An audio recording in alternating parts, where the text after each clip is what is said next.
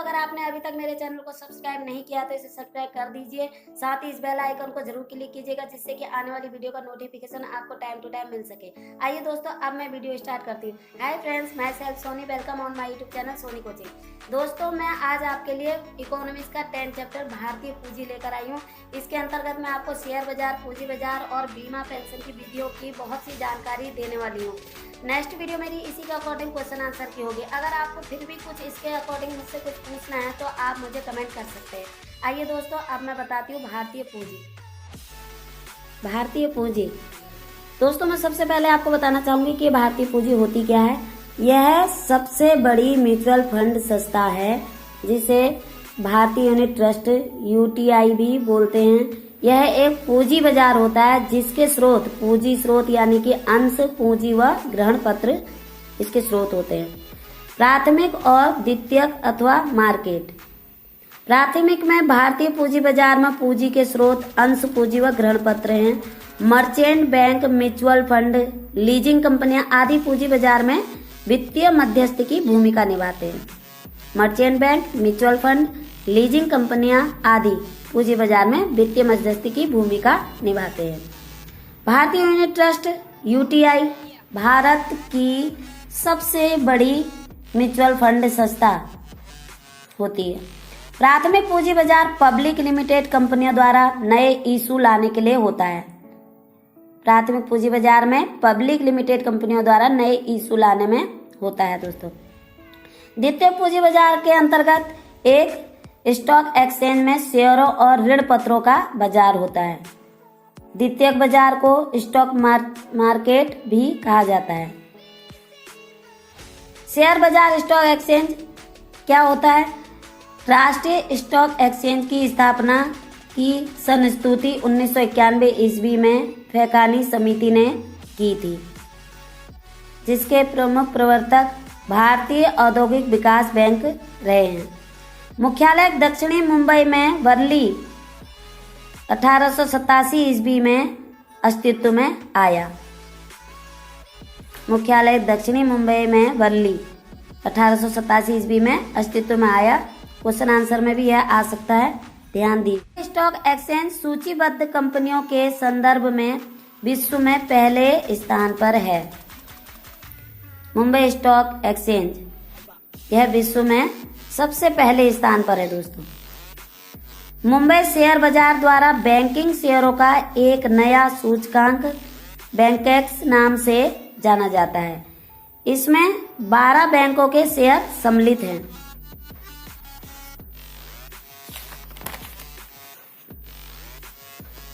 भारतीय प्रतिभूति एवं बोर्ड SEBI की स्थापना 12 अप्रैल 1988 में हुई। इसको वैधानिक दर्जा 30 जनवरी 1992 में दिया गया। इसका मुख्यालय मुंबई, क्षेत्रीय कार्यालय इसके कोलकाता, दिल्ली तथा चेन्नई रहे। न्यायाधिकरण के सदस्यों की अधिकतम आयु 65 वर्ष है। इसके अंतर्गत दोस्तों 6 सदस्य आते हैं, जिसमें एक चेयरमैन होता है, 2 सदस्य केंद्रीय मंत्रालयों के अधिकारियों में से लिए जाते हैं और एक रिजर्व बैंक से। 2 शेष सदस्यों का नामांकन केंद्र सरकार द्वारा किया जाता है।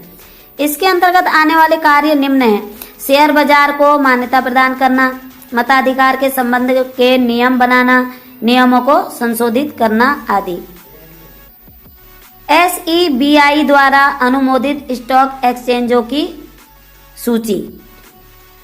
इसकी सूचियां निम्न है, मैं आपको बताना चाहूंगी। BSE लिमिटेड स्थायी, कोलकाता स्टॉक एक्सचेंज लिमिटेड स्थायी, India international exchange India INX 28 सितंबर 2019, मगध स्टॉक एक्सचेंज लिमिटेड स्थायी, metropolitan stock exchange of India limited 15 September 2019, national stock exchange of India limited स्थायी, NSE IFSC लिमिटेड स्थायी। विश्व के प्रमुख स्टॉक एक्सचेंज और उनके सूचकांक भी बहुत सारे हैं जो मैंने अपने नोटबुक में लिख दिए हैं, तो आप मेरी वीडियो में इन्हें देख सकते हैं दोस्तों।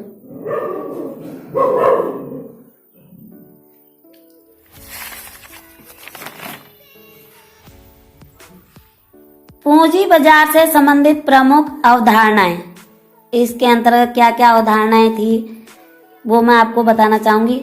कौन कौन से शेयर थे। एक्टिव शेयर, इसका क्रय विक्रय नियमित रूप से प्रतिपादित शेयर बाजार में होता है। राइट शेयर, यदि कोई कंपनी व्यापार में बढ़ोतरी के कारण अधिक पूंजी की आवश्यकता महसूस करती है तो नए शेयर नियमित करके अपनी पूंजी में वृद्धि कर सकती है। नए शेयर जारी करते वक्त इन शेयरों को क्रय करने का पहला अधिकार वर्तमान शेयर होल्डर का होगा।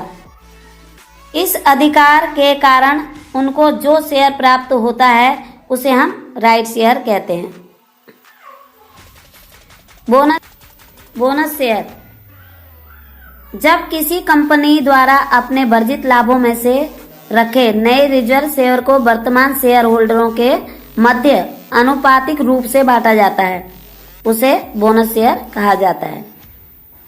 यानी कि जो वर्जित लाभों में से रखे रिजर्व शेयर को, जो रिजर्व हो जाते हैं यानी कि बचे हुए शेयर को अनुपातिक रूप से अगर बांटना है तो उसे बोनस शेयर कहा जाता है। कंट्रेरियन शेयर, इस श्रेणी में उन शेयरों को सम्मिलित किया जाता है जो बाजार के रुख से अलग दिशा में चलते हैं। अर्थात बाजार में शेयरों के भाव में वृद्धि हो रही है तो इन शेयरों के भाव कम हो जाते हैं और यदि बाजार का रुख गिरावट का है तो इन शेयरों का मूल्य बढ़ जाता है। बाजार के अकॉर्डिंग ही ये शेयर खरीदे और बेचे जाते हैं। डिफेंसिव शेयर, जिन शेयरों के मूल्यों में भारी उतार चढ़ाव नहीं आते हैं उनको डिफेंसिव शेयर कहा जाता है।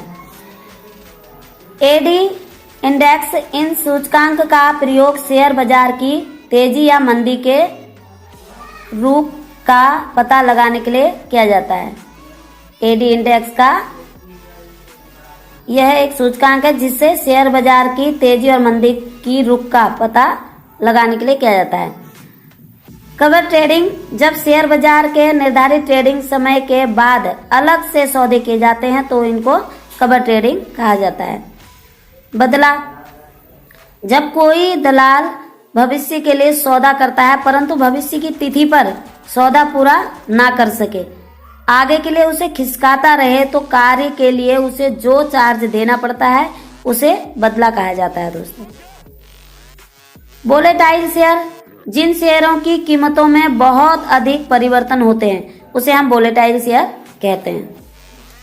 फ्लोटिंग स्टॉक, किसी कंपनी की चुकता पूंजी का वह भाग फ्लोटिंग स्टॉक कहलाता है जो शेयर बाजार में क्रय विक्रय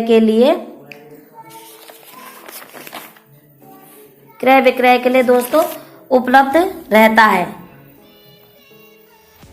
बियरर डिफेंचर, ऐसा डिफेंचर जिसका हस्तांतरण केवल सुपुर्दगी के द्वारा हो जाता है उनको डिफेंचर कहा जाता है। कंपनी के रजिस्टर में इनका कोई लेखा जोखा नहीं होता बियरर डिफेंचर का। ग्रे मार्केट या अनधिकृत बाजार होता है जहां नई तथा अभी शेयर बाजार में सूचीबद्ध ना हुई प्रतिभूतियों का प्रीमियम पर लेन देन होता है।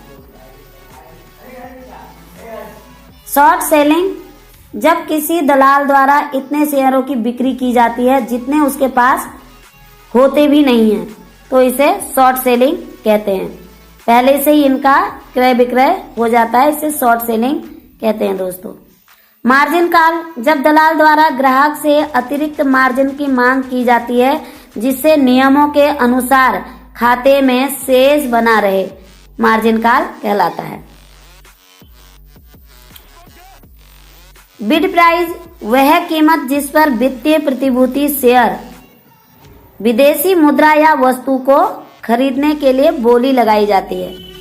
विदेशी मुद्रा या विदेशी वस्तु को खरीदने के लिए जो बोली लगाई जाती है उसे हम बिड प्राइस बोलते हैं। दोस्तों, ये थी कुछ शेयर की जानकारी, किस प्रकार के शेयर होते हैं, कौन कौन से में कौन से शेयर कैसे चलाया था, कौन सी मार्केट में चलते हैं, किसका लेखा जोखा नहीं होता है, किसका होता है, ये सब जानकारी शेयरों की थी।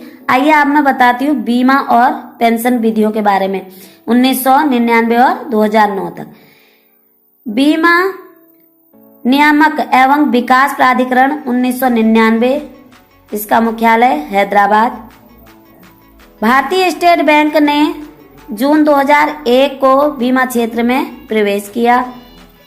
भारतीय कृषि बीमा निगम लिमिटेड 2002 में और पेंशन विधि विनियामक और विकास प्राधिकरण PFRDA 2003 में। नई पेंशन योजना आई 1 जनवरी 2004 में। दोस्तों, नई पेंशन योजना की विस्तार 1 मई 2009 को हुआ।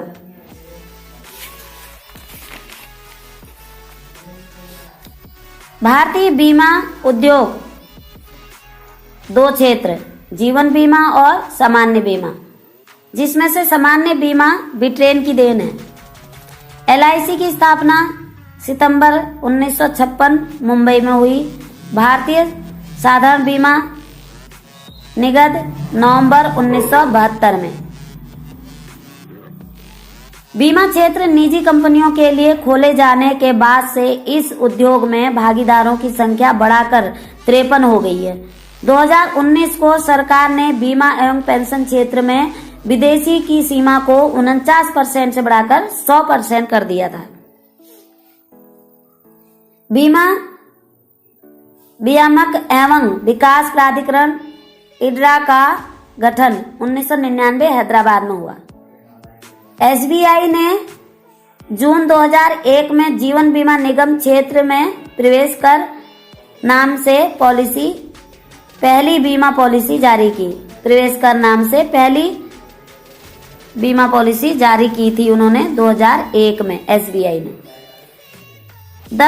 1 जनवरी 2004 से सशस्त्र बलों के अतिरिक्त केंद्र सरकार की सेवाओं में नए प्रवेशकर्ताओं के लिए नई पेंशन योजना का NPS की शुरुआत की गई। नई पेंशन योजना NPS की शुरुआत की गई। नई पेंशन योजना को 1 मई 2009 में स्वैच्छिक आधार पर असंगठित क्षेत्र के कर्मचारियों सहित सामान्य जनता के लिए भी विस्तारित कर दिया गया। अब यह नई पेंशन योजना जो शुरू की गई थी वह सामान्य जनता के लिए भी विस्तारित कर दी गई। पेंशन विधि विनियामक और विकास प्राधिकरण PFRDA का गठन 2003 ईस्वी में किया गया।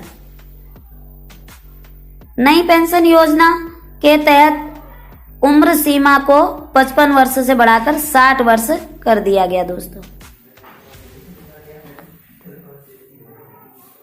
आइए अब मैं बताती हूँ प्रमुख कर सुधार समितियों एवं उनकी सिफारिशें। कौन कौन सी समितियां थी, उनकी क्या सिफारिशें थी, कौन से सन में यह आई, ये सब मैं आपको जानकारी देना चाहूंगी।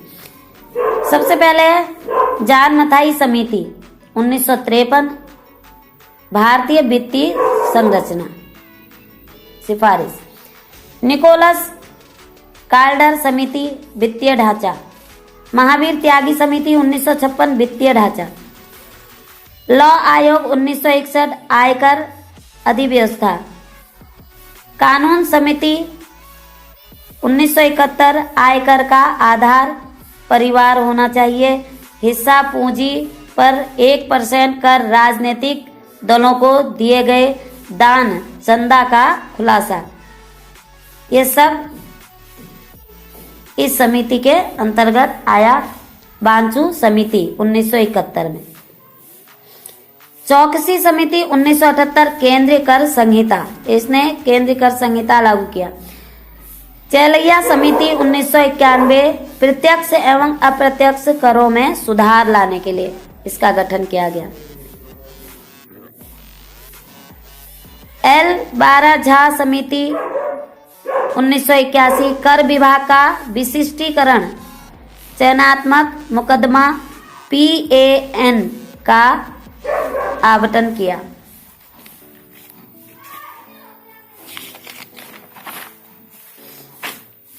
रेखा समिति 1992 प्रत्यक्ष कर सुधार के लिए गठित हुई। पार्थ सारथी सोम समिति 2001 10वीं योजना के लिए कर सुधार के लिए इसका गठन हुआ। केलकर समिति 2003 प्रत्यक्ष एवं अप्रत्यक्ष करों में सुधार के लिए। दोस्तों ये थी जानकारी भारत की पूंजी यानी कि इकोनॉमिक्स का 10वां चैप्टर भारतीय पूंजी के बारे में फुल जानकारी। धन्यवाद।